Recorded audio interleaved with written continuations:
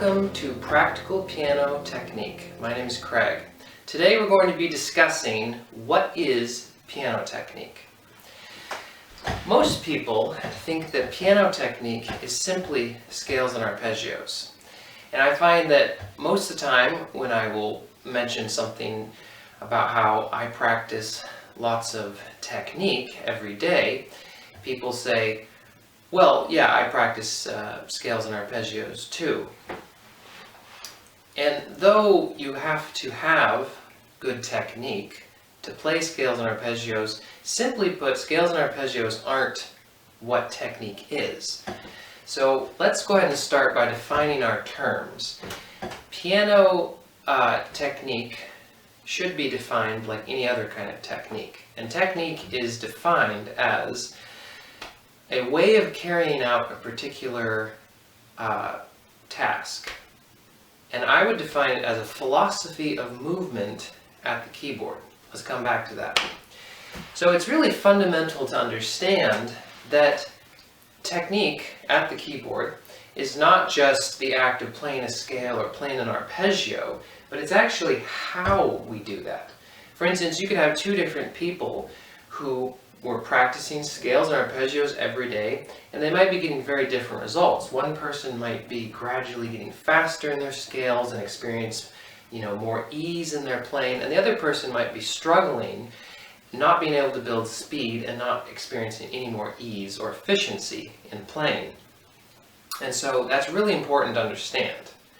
So I would like to suggest that technique is how we play our scales and arpeggios. Scales and arpeggios are used by most teachers to teach what we call a technique because they're a good vehicle in a way. They get you from point A to point B, and music is filled with scales and arpeggios, so it makes sense to use scales and arpeggios, to apply, a good philosophy of movement. So let's take a look at a couple examples. We're going to start with a scale, and I'm just going to use a C major scale here. But let's think about different ways that we can move. So for instance, let's start with the largest part of the playing mechanism, and that's going to be our forearm, okay? I can play a scale, for instance, up the keyboard, and I can keep my elbow, my arm stays really close to my body and kind of moves in this fashion. You can see my elbow's not moving. Or I could have my elbow move ahead like this, and so this is a very different movement, okay? And then if we go on, say, to the wrist, I can play up the keyboard with my wrist really low, I can play with my wrist really high, etc. And then if we look at the fingers, let's apply the same idea. I can move with my fingers lifting really high, striking the keys like that, or I can keep my fingers really close to the keys and not move them very much at all. And you can imagine that these different ways that you can move, even when playing just a simple scale like C major, can have a very big impact on how you move. One might be easier than the other, one might be harder.